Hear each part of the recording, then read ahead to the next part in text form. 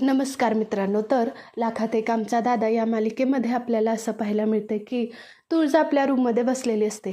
पप्पी तिने केलेलं आयुर्वेदिक तेल घेऊन रूममध्ये येते. तुळजा म्हणते की काही हवं आहे का?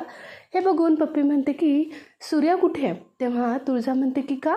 तेव्हा पप्पी म्हणते अगं तू तर चालायला गेली होतीस ना. हे ऐकल्यावर तुळजा म्हणते हो मी आले परत. हे ऐकल्यानंतर पप्पी म्हणते की हां मग सूर्या कुठे सांग, मी त्याच्यासाठी आयुर्वेदिक तेल केले ते मी देते. तुळजाला ती मुलगी दिसते आणि म्हणते की नको म्हणून सांग. तेव्हा तुळजा म्हणते की नको. हे ऐकल्यावर पप्पी म्हणते अगं का? तेव्हा तुळजा म्हणते की ते दे मला दे, मी लावते सूर्याला. हे बघितल्यावर पप्पी नाराज होते. ती म्हणते की नाही नाही मी लावते ना. तेव्हा तुळजा जबरदस्ती तिच्या हातातून तेल घेते आणि म्हणते की अगं नवरा माझा आहे ना, मग मी ते लावेल ना त्याला तेल, आणि हे तर मला करायलाच हवं. असं म्हणून पप्पीच्या हातातून तेल घेते आणि ती स्वतः सूर्यासाठी लावायला लागते. इकडे भाग्या भांडी धुत असते. तेव्हा तुळजा तिच्याजवळ जाते आणि म्हणते की भाग्या काही मदत करू का गं तुला?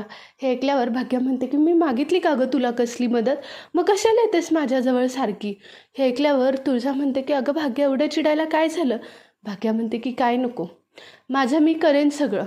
हे ऐकल्यानंतर तुळजा माघारी जायला लागते. एवढ्यात भाग्याला भांडी घासताना लागतं, तिच्या हातातून रक्त यायला लागतं. तुळजा तिच्याकडे पळत जाते आणि बँडेज आणते असं म्हणते. तेव्हा भाग्या म्हणते की काही गरज नाही त्याची, मला तुझी सवय नाही लागून घ्यायची. हां मी आत्ता तू मला बँडेज लावू शकतेस, मी आजारी पडले तर मला औषध देशील, पण नंतर काय गं? 1 वर्षाने तू निघून गेल्यावर आम्ही काय करायचं? दादाने काय करायचं? काल काय दिदी अक्काचं झालं बघितलं नाहीस का? ती नंतर सूर्यासुद्धा सेकंड हँड होणार. मला हे सगळं नको आहे. तेव्हा तुळजा म्हणते की आणि हे असं झालंच नाही तर? भाग्या म्हणते की काय म्हणायचं आहे तुला तुळजावहिनी? हे होणार नाही? तेव्हा तुळजा म्हणते की नाही होणार, मी तुझ्या सूर्यदादाला सोडून गेलेच नाही तर, मी इथेच राहिले तर. भाग्या म्हणते की म्हणजे? तुळजा म्हणते की हो, सूर्या मला आवडू लागलाय, माझा त्याच्यावर जीव जडलाय. तेव्हा भाग्य एकदम खूप खुश होते आणि म्हणते की खरं? तू खरं बोलतेस? तू दादाला कधीच सोडून नाही जाणार? तेव्हा तुळजा म्हणते की हो, कधीच सोडून नाही जाणार. हे ऐकल्यावर भाग्या म्हणते की मिठी मारून म्हणते की थांब मी आत्ताच सगळ्यांना सांगून येते, म्हणून ती बाकीच्या बहिणींना सांगायला निघालेली असते. तुळजा अडवताना म्हणते की अगं काय करतेस तू?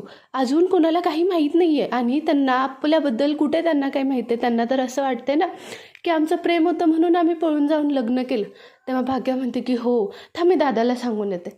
तुळजा म्हणते की अगं नको, प्रेम मी केले ना मग मी सांगेन. तेव्हा भाग्या म्हणते की लवकरात लवकर सांग.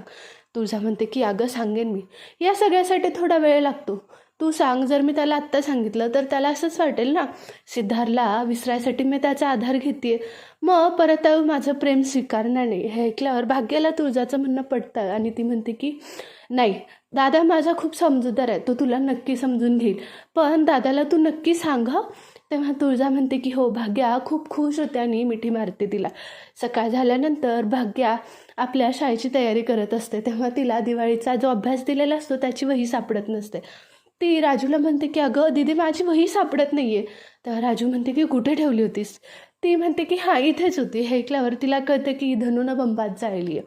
ती तिच्याजवळ त्याने म्हणते धनू दे तिथली वही काय केलीस गं तू? बंबात जाळलीस ना? तर धनू म्हणते की हो का, काय झालं? हे ऐकल्यावर भाग्या म्हणते की अगं ती माझ्या दिवाळीची वही होती अभ्यासाची, मी काय करू आता, काय सांगू? हे ऐकल्यावर धनूवर दोघी बहिणी खूप भांडायला लागतात. धनू म्हणते की असं सांग ना की दिवाळीचे फटाकडे उडवताना ती जळून गेली किंवा राजूने फराळात घालून दिली. हे ऐकल्यावर राजू म्हणते तू बंबात जाळलीस ना, मग तुझंच नाव सांगायचं, माझं असलं काही नाव सांगायचं नाही. हे ऐकल्यानंतर भाग्यात मध्ये त्यांच्या पडते. तिची वही गेली पण ह्या दोघीच भांडायला लागतात. भाग्या त्यांना सोडवते. धनूला सगळेजण ओरडतात. सकाळी लवकर उठून पप्पीने सगळ्यांसाठी आप्पे बनवलेले असतात, ती घेऊन बाहेर येते. तेव्हा ती आप्पे बनवताना पिक्चर बघत असते. त्यात त्यांच्या दोन्ही बायका खूप सुखाने राहत असतात. ती ते बघून तिला आयडिया येते. ती आप्पे घेऊन बाहेर येते आणि म्हणते की माझ्या नंदा किती चांगल्या आहेत, किती गोड भांडतात ना, चला भांडणं झाली असली तर आप्पे खाऊन घ्या. असं म्हणून सगळ्यांना ते आप्पे देते. आप्पे खातात. तेव्हा धनू सगळ्यात आधी आप्पे आणायला जाते. तेव्हा पप्पी म्हणते की काही गरज नाही आहे, सगळ्यात आधी सूर्या खाणार मग तुम्ही खाणार. सूर्या म्हणतो की बरं दे. तेव्हा पप्पी म्हणते की तू बस, मी तुला चारणार. असं म्हटल्यानंतर त्याला बसवते आणि स्वतःच्या हाताने आप्पे चारायला लागते. हे तुळजा बघते. तुळजाला आवडत नाही, ती त्याच्याकडे बघायला लागते. जसं सूर्या तुळजाला बघतो तसं बास म्हणून आपण जातो दुकानात असं म्हणून तो तिथून जायला लागतो. सगळे आप्पे खाऊन निघायला लागतात. इकडे जो डॅडींनी माणूस बोलवलेला असतो तेजूच्या लग्नासाठी तो पोहोचलेला असतो. तो गेल्यानंतर सगळ्यात पहिल्यांदा म्हणतो की जालिंदर निंबाळकर आहेत का घरात. तेव्हा लगेच छत्री पळत येतात आणि तुम्हीच का असं म्हटल्यानंतर तो म्हणतो की हो मीच पिंट्या. हे बघितल्यावर त्यांना आतमध्ये घेऊन येतात. तो खूप बोलत असतो. तो म्हणतो की माझी शाळा इथंच झाली, लाबाडीचं माझं शिक्षण आहे, 2 वर्ष मी एरोड्याला होतो, आजच सुटलो की आत्ता इथे आलो. असं म्हटल्यानंतर त्याची हिस्ट्री सगळ्यांनाच कळते. तेव्हा डॅडींना भेटतो. डॅडी म्हणतात की मी तुम्हाला सांगाल ते करावं लागेल. तेव्हा तो म्हणतो की अहो तुम्ही माझं आयुष्य घडवलं, मला जेलातून बाहेर काढलं, तुम्ही सांगाल ते मी करेन. हे ऐकल्यावर डॅडी म्हणतात की तुम्हाला लग्न करायचं आहे. तेव्हा तो मुलगा पिंट्या म्हणतो की हो, आता तुम्ही बघितली असेल मुलगी तर काहीच हरकत नाही. डॅडी त्याचा गैरसमज दूर करत म्हणतात की तुला फक्त स्थळ म्हणून तिथं जायचं आहे, लग्नाची तारीख फिक्स करायचं आहे, ऐनवेळी लग्नाच्या मंडपातून पळून जायचं.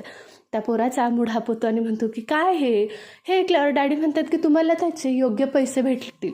ते ऐकल्यानंतर तो मुलगा म्हणतो की पैशाची गोष्ट असेल ना तर मी अशा 10 लग्नातून पळून जायला तयार आहे. ते दोघं हसायला लागतात. डॅडी म्हणतात की तुम्ही इतका बोलता, लाकडाचं तोंड असतं तर ते कधीच फुटून गेलं असतं. हे ऐकल्यावर तो मुलगा जरा बसतो शांत. हे झाल्यावर ह्यांचा प्लॅन इथे असतो. ते म्हणतात की आपल्याला उद्याच बघायला जावं लागेल. इकडे तुळजा आपल्या रूममध्ये एकटीच बसलेली असते. पप्पी तिच्या रूममध्ये येते. तुळजा म्हणते की काय हवंय का पप्पी. पप्पी म्हणते की हो, पण तू देशील का नाही माहीत नाही. तुळजा म्हणते की काय हवंय. ते म्हणते की सूर्या. तुळजा म्हणते की काय बोलतेस तू पप्पी, तुला कळतंय का, तू भानावर आहेस का.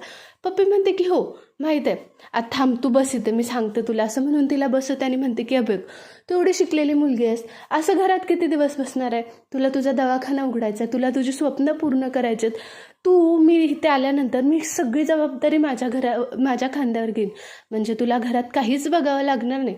तू तुझी स्वप्न पूर्ण करू शकते. आणि तसंही आपण दोघीजणी बायका मिळून खरंच खूप छान राहू शकतो. तूच बघ ना, तुझ्या वडिलांनी सुद्धा 2 लग्न केली ना, किती चांगलं त्या दोघी राहतील. आणि विश्वास ठेव माझ्यावर, मी तुला पूर्णपणे सांभाळून घेईन. तुळजाला खूप राग येतो. हे सगळं राजू बाहेरून ऐकत असते. तिला सुद्धा पप्पीचा राग येतो की अशी कशी बोलती तुळजाला जाऊन. तुळजा तिला ओरडते, म्हणते की पप्पी बास झालं, तुला कळतंय का काय बोलायचं आहे ते, हे मला अजिबात आवडलेलं नाही आहे. असं म्हटल्यानंतर ती तिला चांगलं झापते आणि पप्पी म्हणते की ठीक आहे, तुला आत्ता मला काहीच गडबड नाही आहे, तुला जेव्हा योग्य वाटेल तेव्हा तू मला सांग. तुला आत्ता जरी पटलं नाही तरी नंतर पटेल, मला विचार करून सांग. असं म्हणून ती त्या रूममधून निघून जाते. राजूने सुद्धा ऐकलेलं असतं. तेव्हा तुळजा म्हणते की मी सूर्याला दुसऱ्या कोणासोबत कधीच बघू शकत नाही, म्हणून ती रडायला लागते. आणि इथेच लाखात एक आमचा दादाचा भाग संपतो. तुम्हाला आपल्या चॅनलवरचे अपडेट्स आवडत असतील तर आपल्या चॅनलला लाईक करायला, शेअर करायला आणि सबस्क्राईब करायला विसरू नका. थँक्यू.